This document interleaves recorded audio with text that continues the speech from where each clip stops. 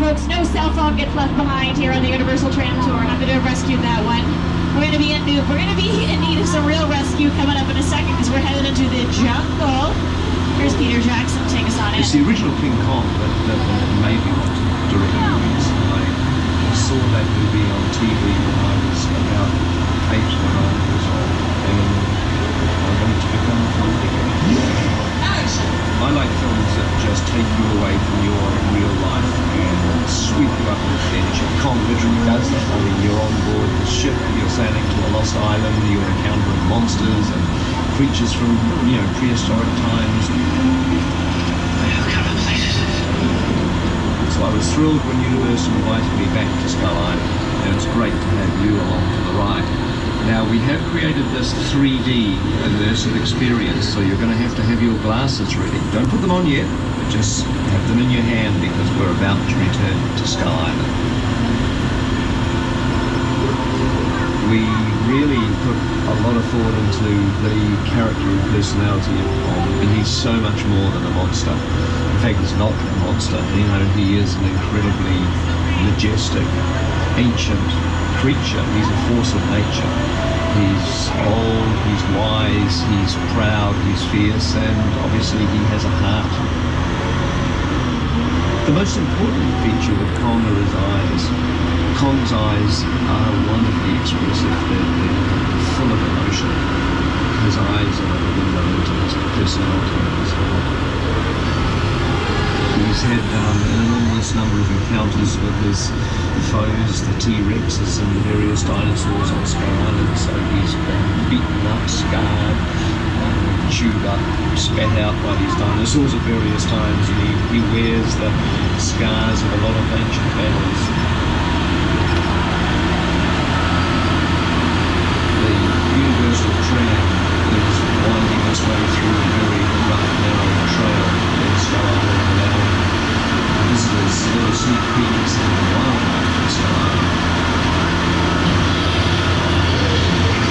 In a sense, this is like a mini sequel.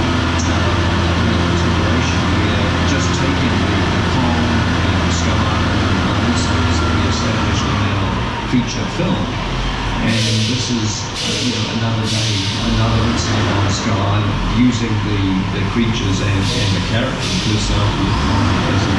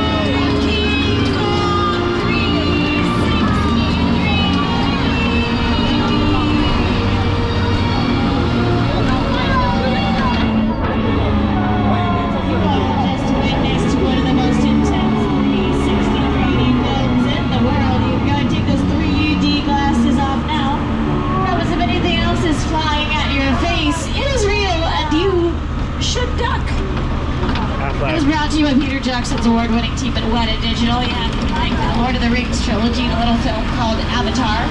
The screens are 40 feet tall and 180 feet long, using incredibly advanced technology to animate our tram, what you all were seeing on screen right there. They made this long before we had the 360 VR headsets. These guys are pioneering 360 filmmaking just for you all here on the Universal Tour first. With a project like a studio tour, the audience is in the middle of the environment. They're looking in all directions. There's creatures coming at them. They're seeing time from this side and T-Rexes from the other side. Working on a movie, we always know people are looking straight ahead, they're looking at the shot that we're working on. Here you have to take into account that people are looking in all directions.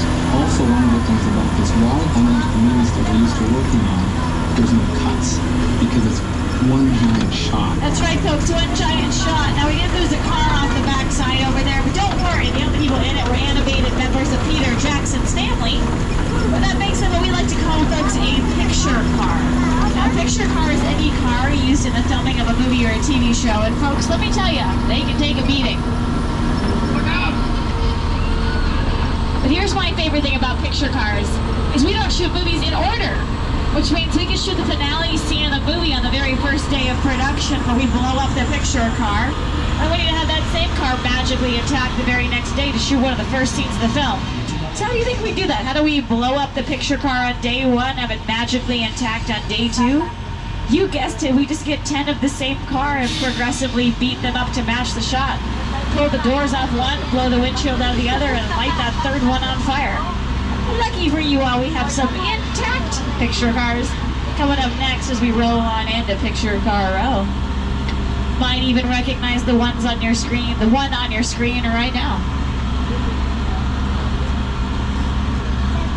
Easy money. And he's double parked.